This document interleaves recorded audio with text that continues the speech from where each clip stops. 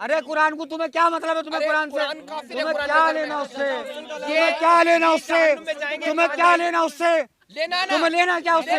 जब तुमने धर्म छोड़ दिया, क्या लेना तुम्हें? ये दुनिया भर के कलाम पाक पे उंगली उठा दे, इंसान पे उंगली उठा दे, हमारे मजहब पे उंगली उठा दे। कलाम पाक का कानून होना चाहिए इस देश में। कुरान साफ तौर से मूर्ति पूजकों को, मुशरिकों को, सबको उल्टा सीधा बुरा भला कह रहा है, उन पे सवाल उठा रहा है। तो फिर वो इस्लाम पर सवाल क्यों नहीं उठा सकते? इस्लाम जो है सुबह से लेकर शाम तक की जिंदगी में जो दखल रखता है, इसके अलावा कुछ आप कर ही नहीं सकते। कोई साइंटिस्ट पैदा नहीं हो सकता।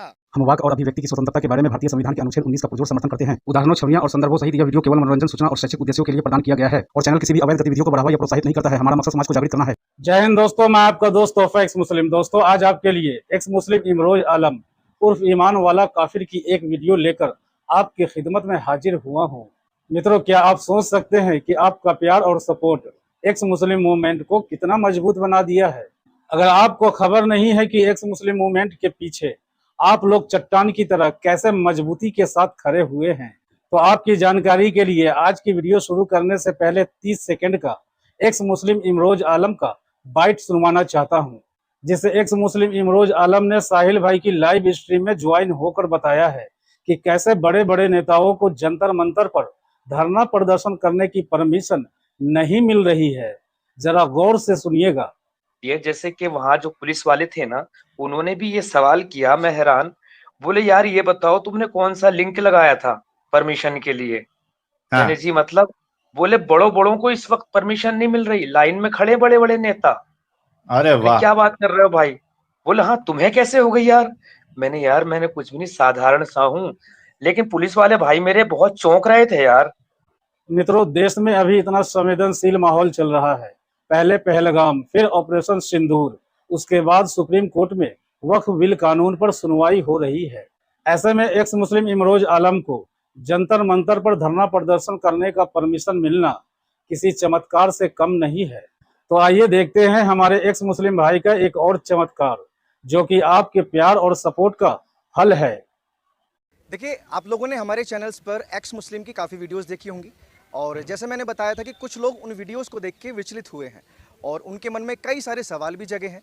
और जब उन्होंने मुझसे बोला कि मैं उनसे गुफ्तगू करना चाहता हूँ फेस टू फेस, तो आज वही मौका है। और जंतर मंतर पर कुछ एक्स मुस्लिम आप देख रहे होंगे, इधर करिए कैमरा थोड़ा सा, और ये कुरान की उन आयतों का जिक्र कर रहे हैं जिनकी वजह से कुछ चिटपुट और गड़बड़ हो जाती है। और पीछे आप बैनर भी देख रहे होंगे, ये बौद्धिक सम्मेलन, और ये अपनी बात जन जन तक पहुंचाने आए थे। और जिनको समस्या थी और जिनके सवाल थे वो यहाँ बैठे हैं, और एक मौलवी साहब हैं वो आने वाले हैं। अब अगर वो आते हैं तो उनसे भी हम बातचीत करेंगे। थोड़ा सा आप जगह देंगे मेरे को? तो इनके जो भी सवाल होंगे अभी मैं बात करूँगा, और जो इनके दिल में है कि क्या ये गलत कर रहे हैं, क्या वो गलत समझाने की कोशिश कर रहे हैं, वो सारी चीज़ें मैं पूछूँगा।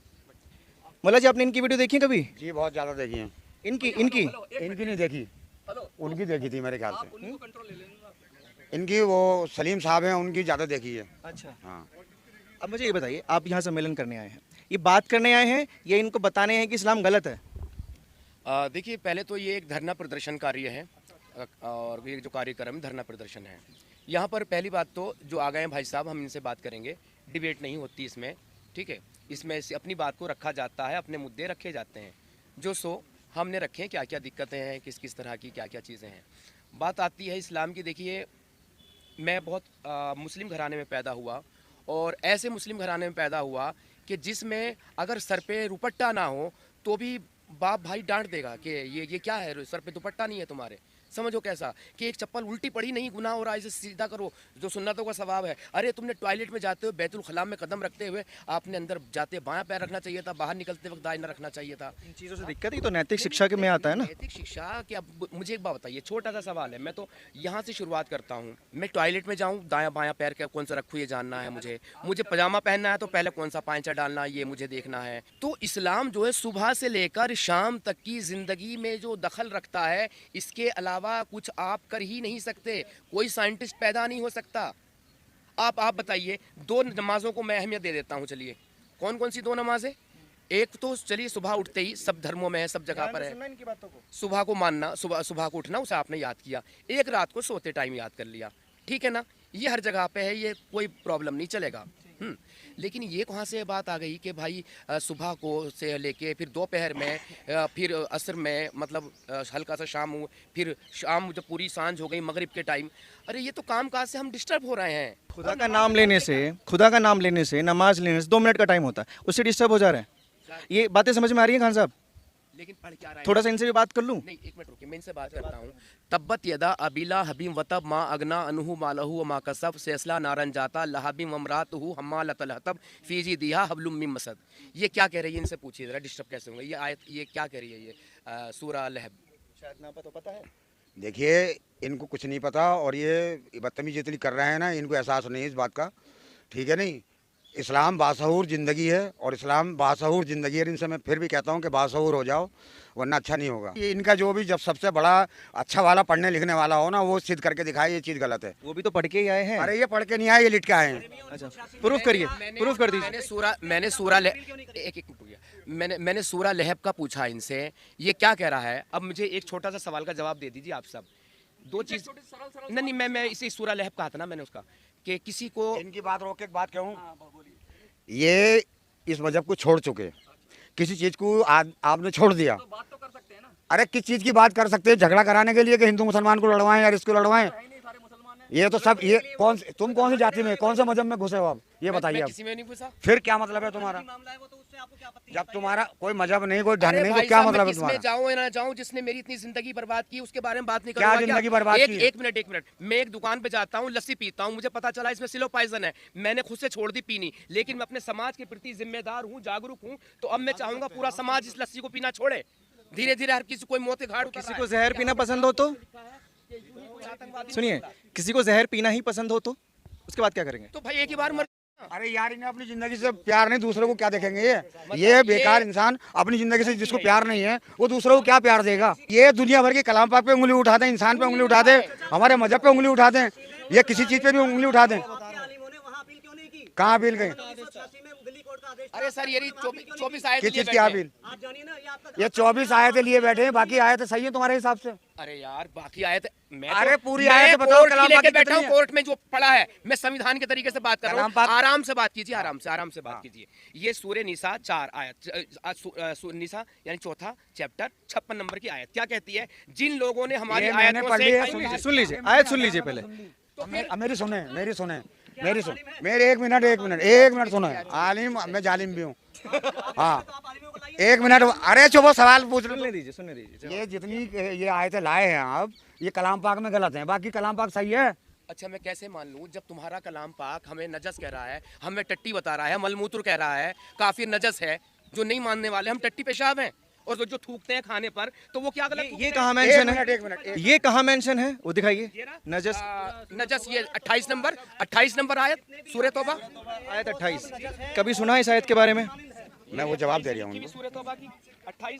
अरे भी ये ईमान वालों, अरे मूर्ति पूजक, नजस यानी मलमूत्र। मेरी बात सुनो, घुमाओ मत बात को, इसको इसे बंद करो, इसे बंद करो।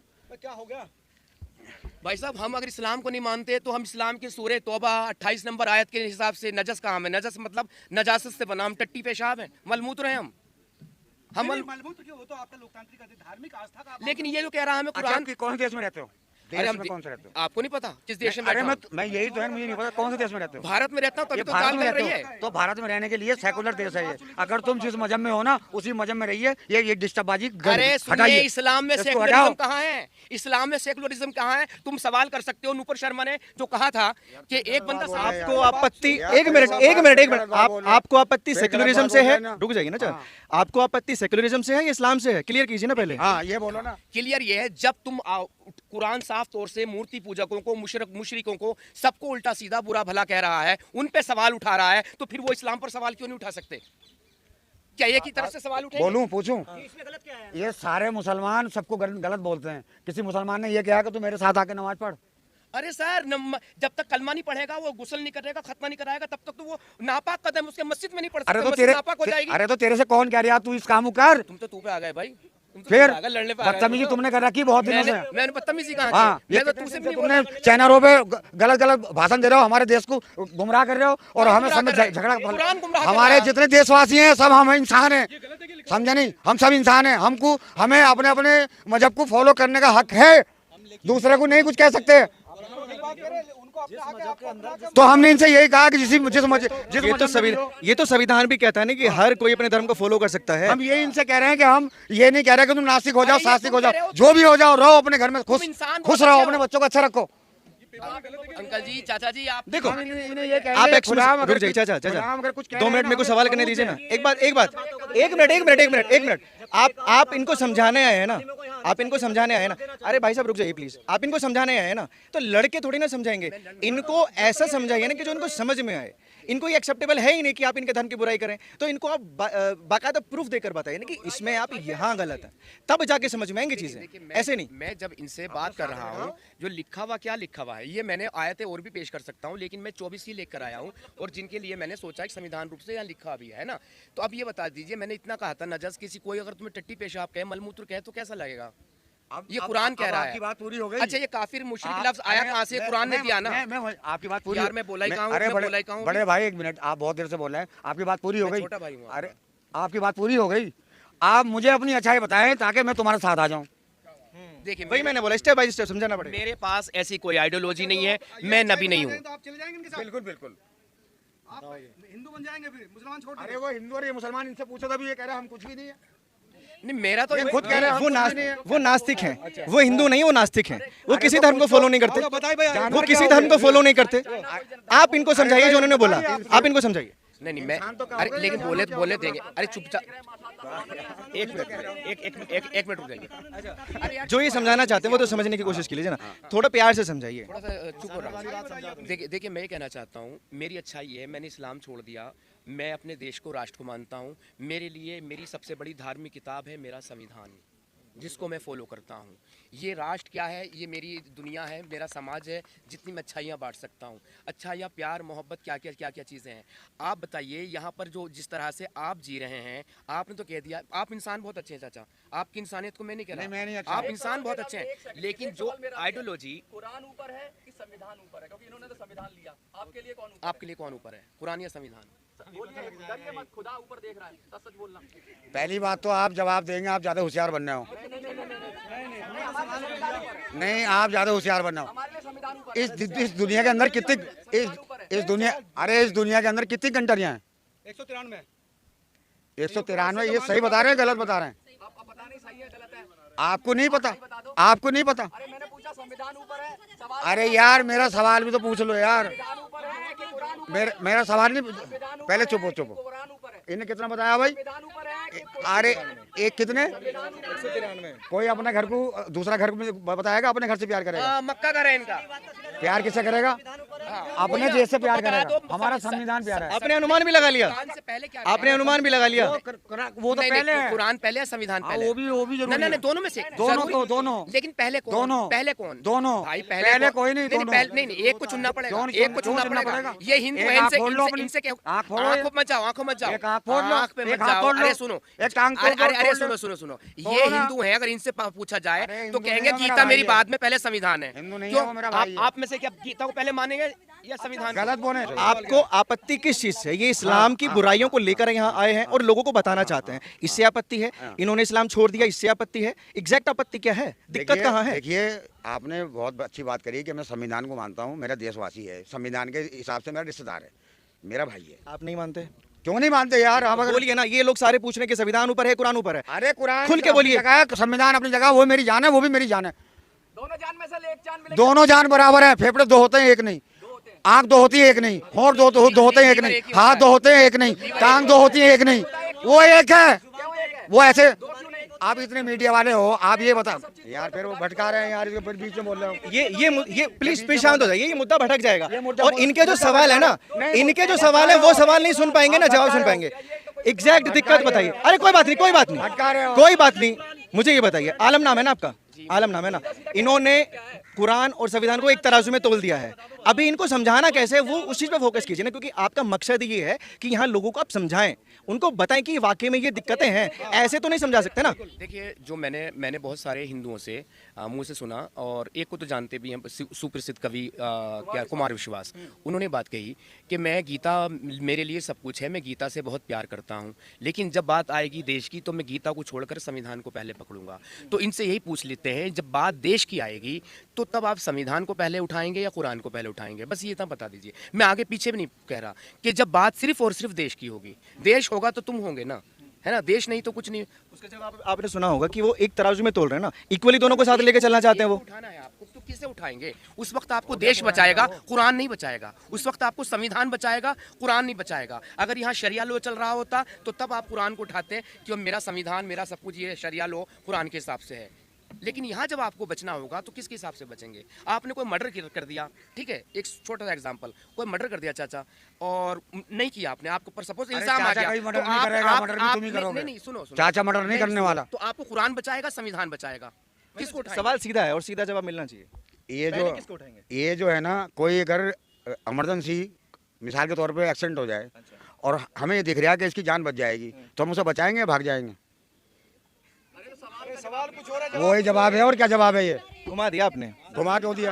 आपने घुमा दिया। क्यों घुमा दिया? इन्होंने सीधा सवाल पूछा कि आप अगर कोई देश की बात आती है तो कुरान को साथ लेंगे या संविधान को साथ लेंगे? ये अभी भी जो है ना बेकार है। अभी हमें सूफिया, एक मिनट, अभी सूफिया खान के लिए आपने बोला था, कुरैशी बोला उन्होंने, कौन थी वो, इनसे पूछो। तो देश ही पहले, जब भी तोड़ गए हम पहले अमर रहे हैं, पहले संविधान या कुरान? अब एक बात सुनो, सारी बात हो गई, अब इनसे ये पूछ लो। अरे मेरी बात सुन लो, अब इनसे ये पूछ लो कि हिंदू और मुसलमान तो इन्होंने बहुत कर लिया, समझने, जातिवाद बांटने की कोशिश करी बहुत। अब ये कौन सी जात में है यार? वो नास्तिक हैं। तो नास्तिक किसे कहते हैं? जात पात से परे, धर्म से परे। तो फिर यहाँ क्या क्यों घुस रहा है किसी को उसमें? वो ये कह रहे हैं कि मैंने लस्सी पी, लस्सी में मुझे जहर दिखा, तो उस जहर से बचने के लिए मैं लोगों को जागरूक करने आया हूँ कि इस जहर से बचिए, यानी कि इस्लाम में जो बुराइयां हैं उनसे बचिए। तो इन्होंने यार अपनी औरतों को दुपट्टा ओढ़ना छोड़ा दिया, तो इन्हें कोई जहर नहीं देगा तो क्या करेगा? हैं? जब इनके घर में नहीं मिलेगी सेफ चीज तो ये बाहर क्यों पिए? बाहर पिएंगे ना, और बाहर में यहाँ सेकुलर है हम। ये कौन सा बटपटा जवाब है? जवाब स्पष्ट होना चाहिए। ये सब गलत बात कहते हैं, या तो ये अपने ये बताएं कि हम ये चाहते हैं, हम इस देश को ये बनाना चाहते हैं, बस ये नहीं करें कि जो है ना ये आयतें खराब है। एक बात बताइए, अगर ये जितने, मुझे दिखाइए एक मिनट, ये जितने भी आयतें लेके आए हैं अपने हाथ में, अरे रुक जाइए साहब, रुक जाइए प्लीज, रुक जाइए, जितनी भी आयतें ये लेकर आए हैं, इनमें से आपको एक भी आयत गलत दिखाई देती है क्या?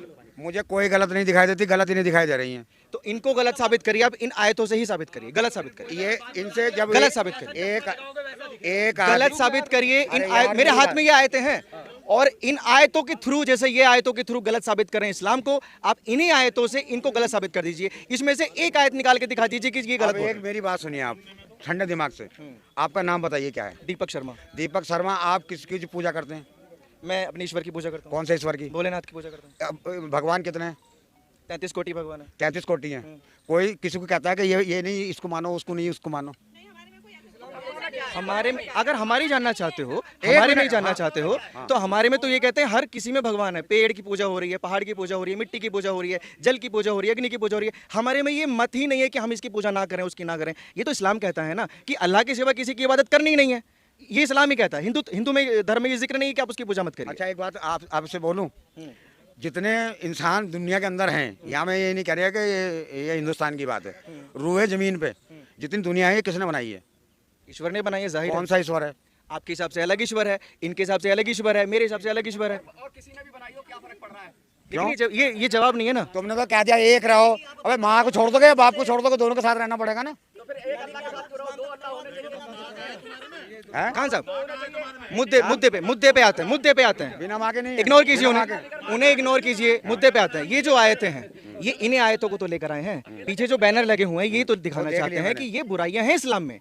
इसको एडमिट करने में क्या आपत्ति है कि इस्लाम में भी बुराइयां हैं? आप इन आयतों से साबित करिए। कोई इस्लाम में बुराई नहीं है। इस्लाम एक सच्चाई का प्रतीक है। अगर सच्चाई पे चलेंगे तो उसको फॉलो करेंगे तो चल सकता है।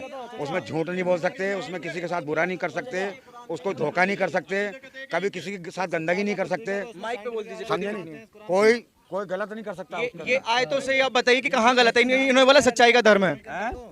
कुरान में तो साइंटिफिक एरर भी आते हैं, मतलब गलतियां इस्लाम के मुताबिक, विज्ञान के मुताबिक कुरान झूठा माना जाता है। पहले तो अपने जो है तुम्हारा धर्म गुरु है ना, जिसने तुम्हें इस लाइन पे चलाया है, उसको जाके अच्छी तरह पढ़ाओ और फिर आना। साहिल को मानते हैं धर्मगुरु? हाँ, जो भी है, जो भी सलीम है, को मानते जो भी है, मैं जिसने भी तुम्हें इस राग में लगाया है उसको पहले पढ़ाओ अच्छी तरह। अच्छा अब छोड़िए। अच्छा क्या क्वेश्चन है? आप खड़े होकर इधर आ सकते हैं, कोई दिक्कत नहीं, आप खड़े होकर आ सकते हैं पीछे से।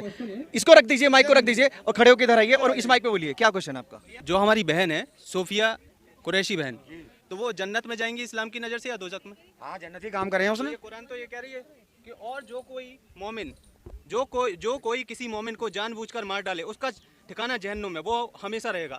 पाकिस्तान में भी मुसलमान, हिंदुस्तान में भी मुसलमान। आप आराम से सुनेंगे। सुनाइए। बड़े भाई ने अभी क्या था, संविधान या कलाम पाक।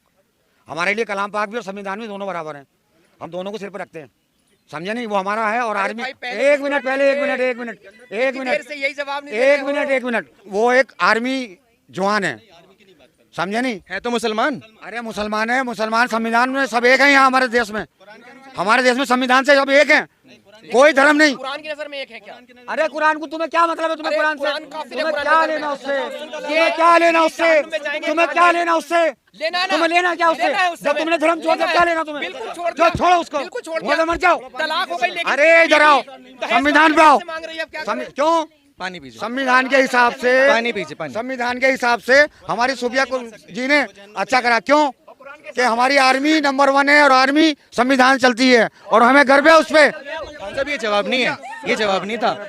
जो मोमिन को मारने वाला जहन्नम में जाएगा, जानबूझकर जो मारेगा, वो सवाल पूछा था उन भाई ने, उसका जवाब सीधा दीजिए आप कि मोमिन को मारने वाला जहन्नुम जाएगा या जन्नत जाएगा? अरे मेरी बात सुनिए, आपने ये कहा कि मैंने उसके भाई को उससे ही मरवा दिया। उनका भाई सूफिया की वो भाई थे, ठीक है? टेरिस्टों की ये बोला ना किसी ने, बोला है इस बात को कि उनके इसके भाई थे वो। यहाँ पॉलिटिक्स खेलने आए हैं? यहाँ हम पॉलिटिक्स खेलने नहीं आए ना। क्या देश में के नेता क्या बोल रहे हैं उसको छोड़ दीजिए, एक साइड रख दीजिए। उनका सीधा सवाल था, क्योंकि यहाँ डिबेट कुरान की है, आयतों को लेकर यहाँ आए हैं। आयत ये कह रही है कि मोमिनों को मारने वाला जहन्नुम में जाएगा, जान पूछ के मारने वाला। ये जितनी भी ये लिए फिर रहे हैं ना, मैं इनसे फिर भी ये कह रहे हैं कि जो इनका धर्म गुरु है ना, उसको समझाओ और पढ़ाओ। अपनी बात कर लेते हैं हम। अच्छा हम अपनी बात कर लेते हैं। एक सवाल ये है कि इनकी नज़र में ज़्यादा बड़ा अपराध है या मूर्ति पूजा करना ज़्यादा बड़ा अपराध है? ये कहता हूँ कलाम पाक का कानून होना चाहिए इस देश में। लाओ ना, लाओ कानून, शरिया की मांग लाओ कानून, तुम्हारे अंदर है दम, लाओ उसको कानून को। अपने देश के संविधान पर, अपने देश पर नाज है, विश्वास है, और आज आप ये कह रहे हो कुरान। इनको इग्नोर करिए। जितने लोग उतनी बातें, सब इल्जाम ही लगाएंगे।